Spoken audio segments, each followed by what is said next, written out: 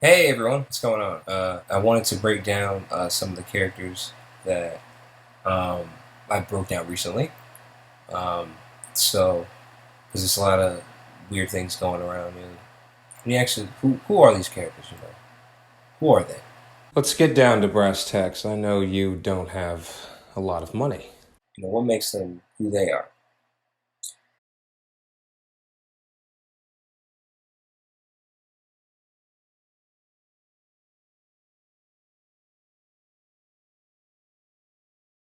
Potentially, if, you're still interested. So, when it comes down to Sage, who is he? Sage is what you would call a guerrilla warfighter. He's like a rebel. He's an outcast. He's somebody who does not agree with the societal norms, and he's witnessing his entire cultural dynamic become destroyed, That's how you should be reacting. and he wants to fight against it.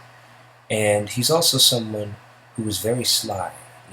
He's very sly, and he knows how to slide into your mind and infer things into your mind that might play a role later. No, I do not. And I know that you have a certain peculiar set of skills in the recon department. So do I. I'm thinking maybe we could potentially, if, you're still interested. You know, things get a little uh, fuzzy and hard to fully fathom when it comes to how he gets things done.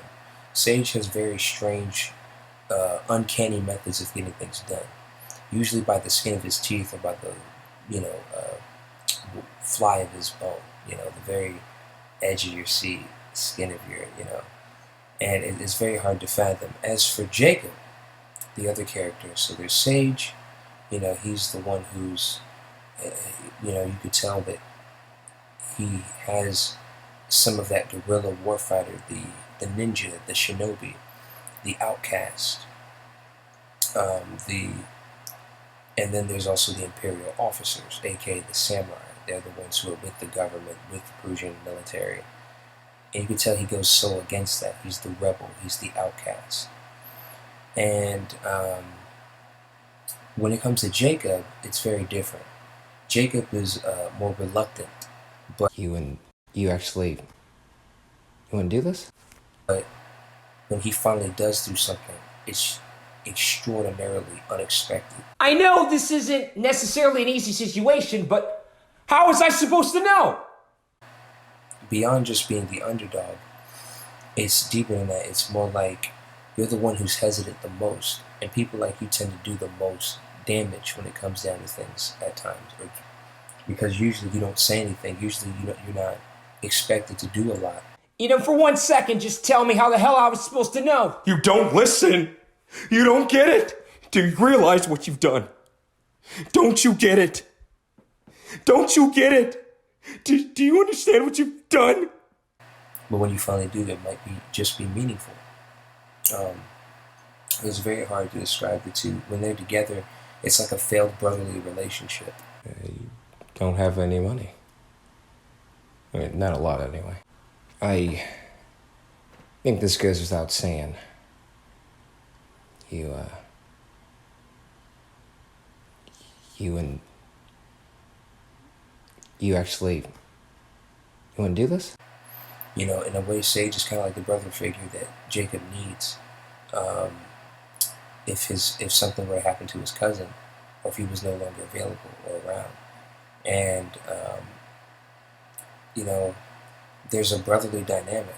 There's definitely a brotherly figure. There's definitely, and they're not just you know together for the sake of just being together. There's something there. There's a brotherly dynamic there. There's a brotherly figure there, and there's a connection in that sense, and it might not fully be describable, but it's fully seenable. It's watchable. It's fully watchable. You can see it happen. You can see it unfold, and that's how their dynamic works. You know. Yeah.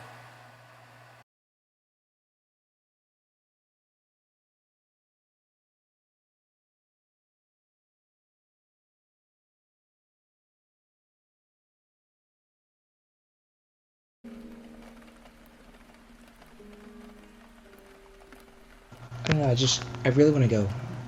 That simple. Yeah, this won't take too long.